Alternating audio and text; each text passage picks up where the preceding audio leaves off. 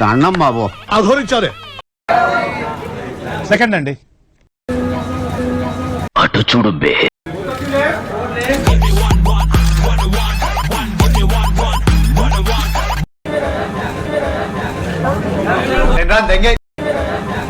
నాకేదో మూడెట్టే.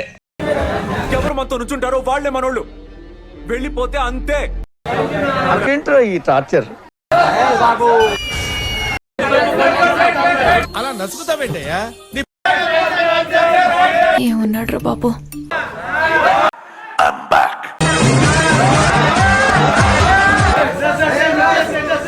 మిమ్మల్ని ఎక్కడో చూసినట్టుందండి.